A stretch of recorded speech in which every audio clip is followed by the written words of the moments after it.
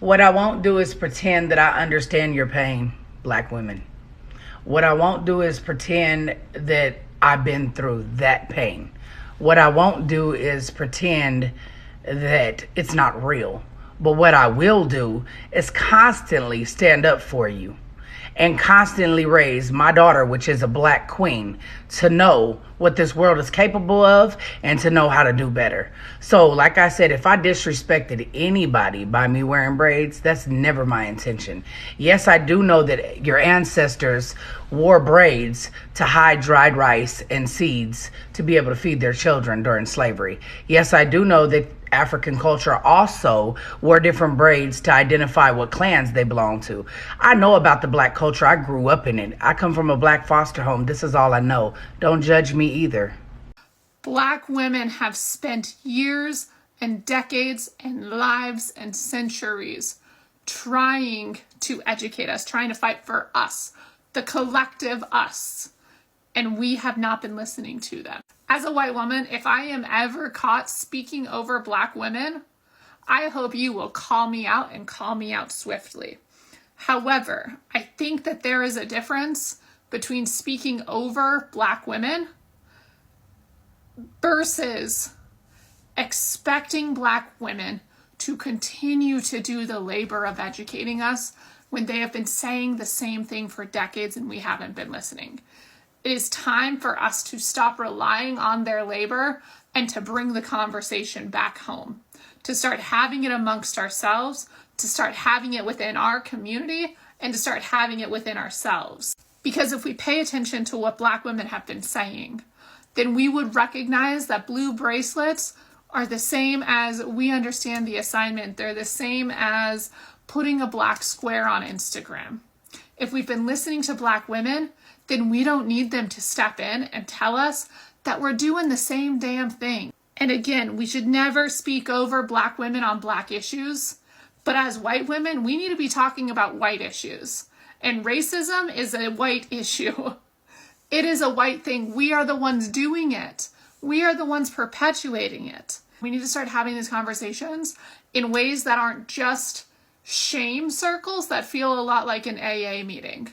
We need to just be talking about it woman to woman, talking about it frankly, talking about it without immediately putting up walls of defense. Racism is a white issue. We cannot rely solely on black women and black educators to solve the issue of race. In fact, we can't rely on them at all because they're not the issue. We are.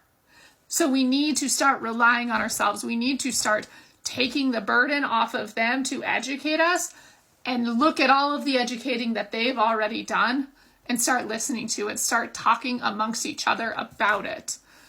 Because if we constantly wait for them to educate us and then we don't listen when they do, we're not moving anywhere. We're not helping anyone.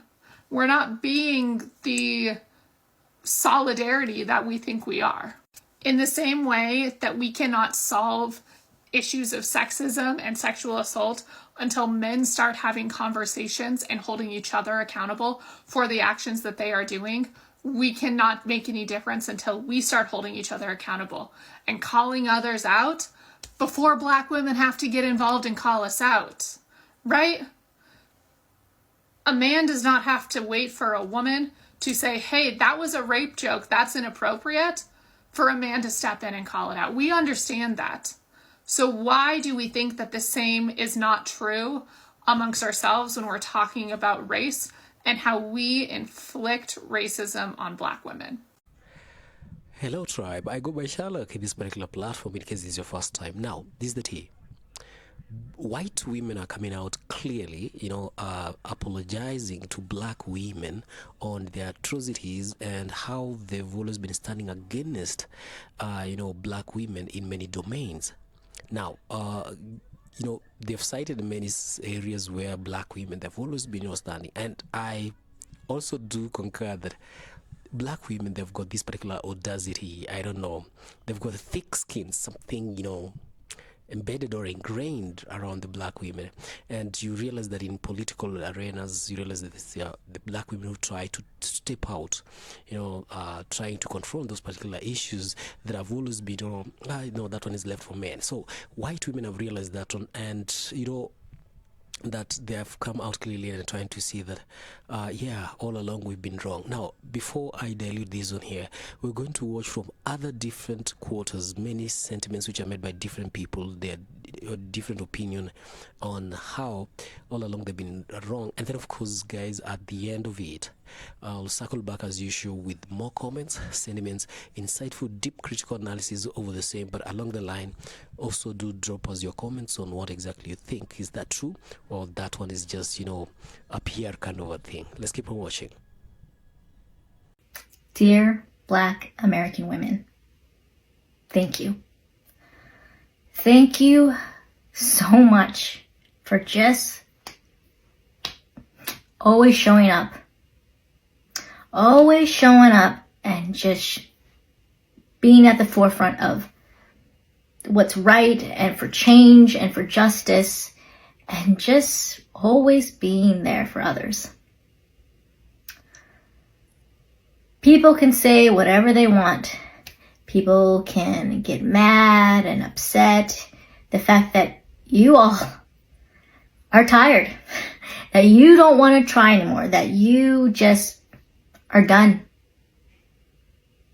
Especially when it comes to Gaza and pro-Palestinians.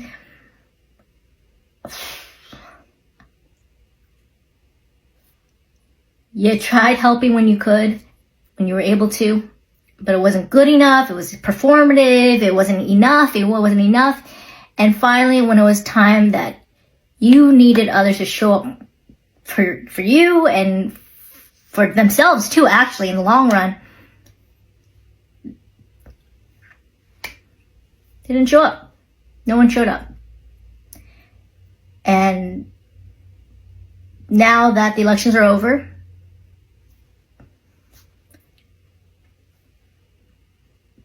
people are coming to you, expecting for comfort, expecting to, what are we going to do? Or, oh, well, let's keep going, fighting other rights and everything, other things that are going on in the world. You're done.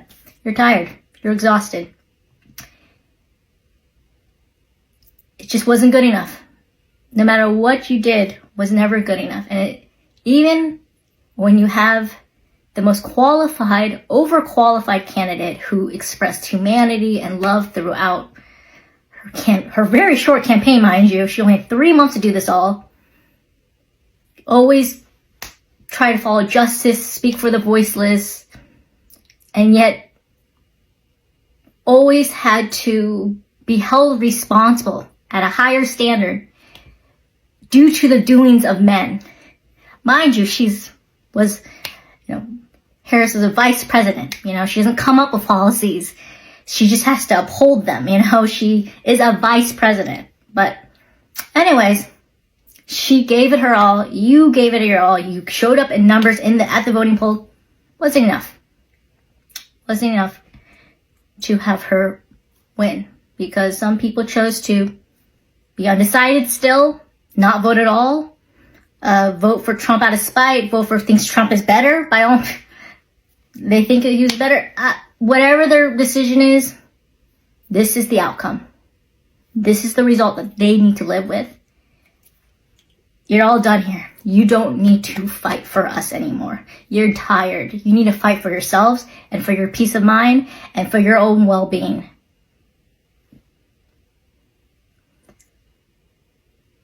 You're done. I get it.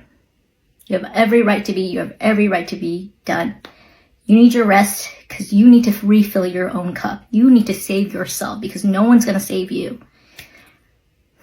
Well, I'm tired for watching you all just bear that burden every time and just rest.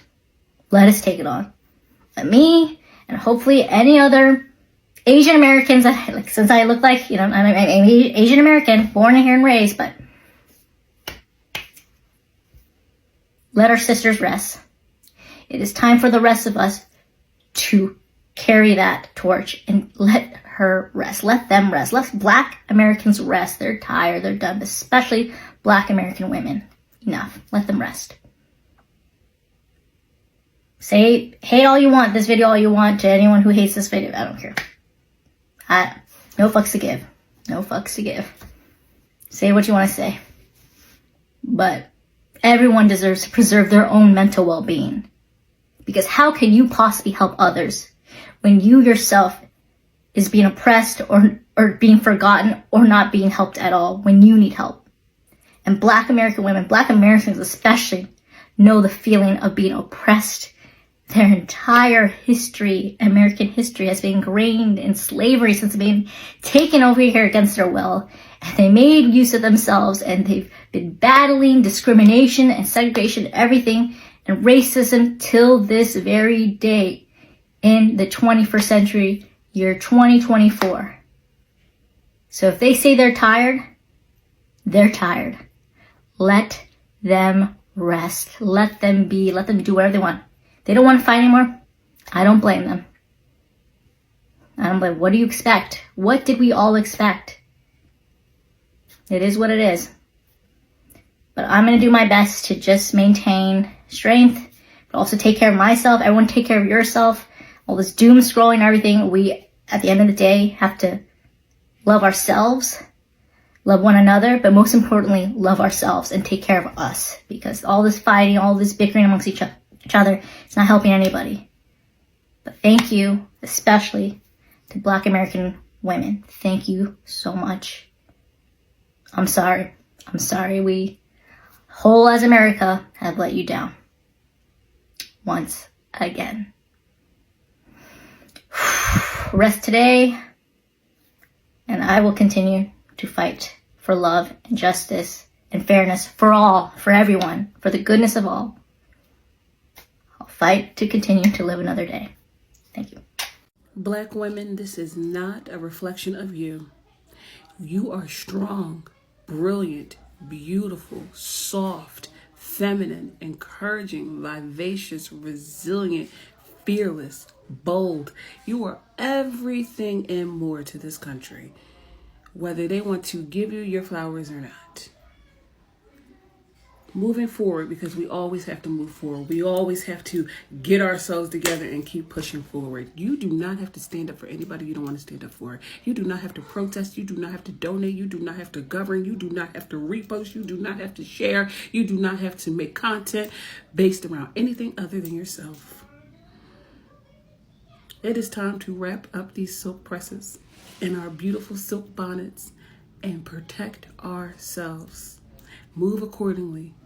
Self-govern, because those microaggressions are about to get real macro, and we're going to need all the strength to show up at work, to show up at the grocery store, to show up at our kids' games, to show up at family functions, to show up at friends' functions.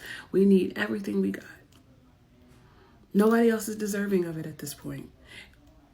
They have showed us time and time again that we do not matter, that our voices do not matter to them, that their own privilege or perceived privilege is higher than their actual position in society, is worth more than what they are actually receiving. What else can we do aside from worry about ourselves? And to the Black community as a whole, we gotta stop this red pill bullshit and come together. Who should pay? Who shouldn't pay? I mean, I played into it as well. But at the end of the day, what are we fucking doing? That's all I know. Good morning. Good morning. Thank you for having me this morning. I am the wife of Pastor Les Robinson. Quickly, we've seen America rally behind court cases through the years over intellectual property and real property, oftentimes resulting in millions of dollars in restitution. We rally behind it without the blink of an eye because it's something that has been stolen and restitution should be made. We cannot forget or ignore the fact that we stole people from their native land. We stripped them from their families, from their culture, and from their birthright. Yet white America has turned a blind eye to this and say They should get over it, or it's been so long and it doesn't affect the African Americans today because it happened so long ago. On behalf of myself, my family, and my ancestors, I want to publicly apologize to the African American community for our ignorance, our arrogance, our insensitivity to your cause, and for any part we may have had in the atrocities done to your people.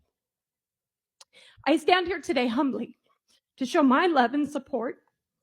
Whether enslaved or freed, we know that many African Americans have had inventions they didn't get credit for and therefore earned no revenue. Land was stolen from many, as in my husband's case. My husband has the deeds to these properties that state this land belongs to my descendants forever and ever. There should be no question of what should be done. His land has been stolen, his generational wealth stolen, the schooling opportunities he should have had stolen, his opportunity to grow up in a safe environment where his family could afford housing stolen. He was forced into poverty, running to and from school, hoping to avoid getting into a fight or even getting shot and killed. This wasn't the legacy his grandfather left him. His rightful inheritance was stripped from him. Where is his restitution? There is no record of the properties ever being sold. If this were a claim about a white man's property being stolen, I'm sure the court case would have been resolved by now. He should have the right to reclaim financial compensation for what was left to him by his great-great-great-grandfather, Daniel Blue. Thank you so much for so that he may pass it down to his descendants. I know I don't understand your experience. Yes, ma'am. Because I have never had to live it. Come on now. I can sympathize, and I can recognize when things are wrong. For instance, if a black man or woman should never be afraid for their life for getting pulled over for speeding. Come on now. But I have never lived in that fear. Come on now. Come on. No black man or woman should ever be reluctant to walk outside for fear of racial profiling. Tell it, sister. Tell it. But I have never been racially profiled. That's right. Come on now. No black man or woman should ever expect to go to jail in their lifetime because of the color of their skin. Come on now. But I have never lived in that expectancy. That's good.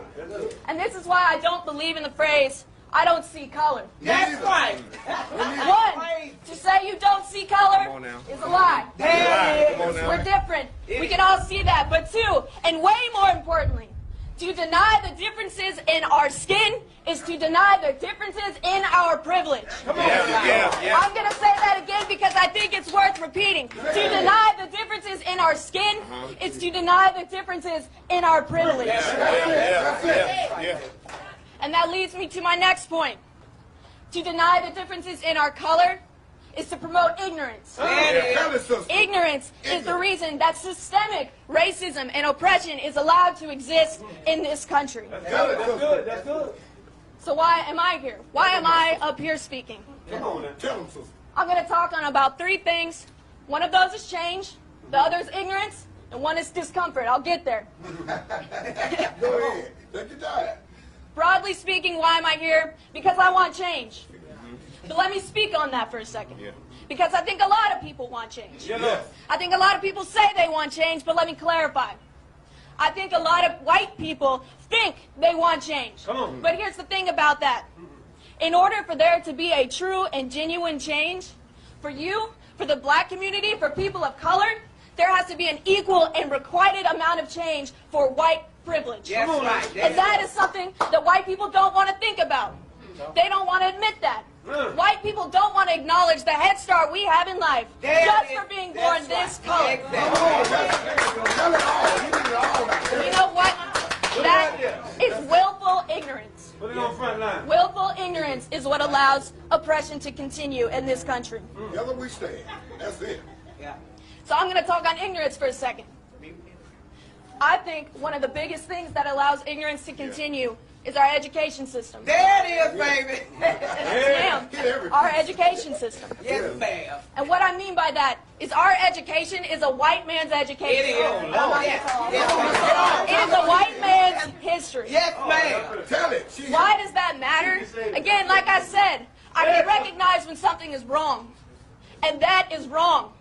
Why? Because when you tell that history, the history that excludes black history and black culture and the black experience, you allow white people to think that nothing is wrong.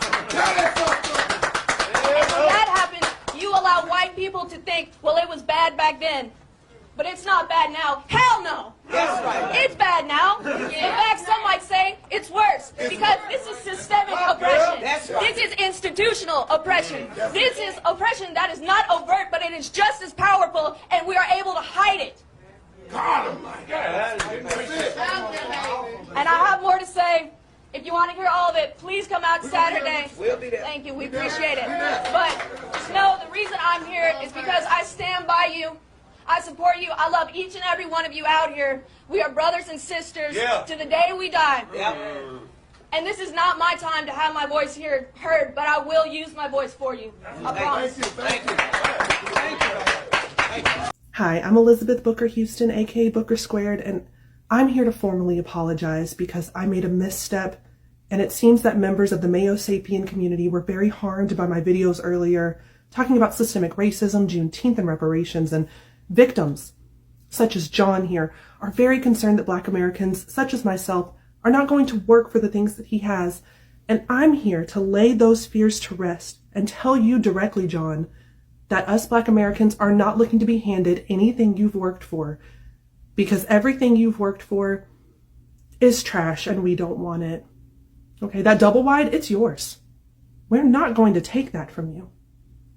We are not trying to take your place at your aunt and uncle's house as you look for a wife because you want to be the best husband that you can be. That role is for you to fill, not us. We don't want your cheap polarized sports sunglasses you got on clearance at the Bass Pro Shop that you ironically don't wear to do anything athletic but simply affix to your very, very pale face to sit in your flea-infested backyard and drink warm beer. That's yours to keep. I can promise you that we don't want it. And that mediocrity is yours forever. I invite you all to a night of healing in Baltimore at the Port Comedy as we have a Juneteenth comedy show with an all-Black comedian lineup. It's tonight. The link is in my bio. See you there.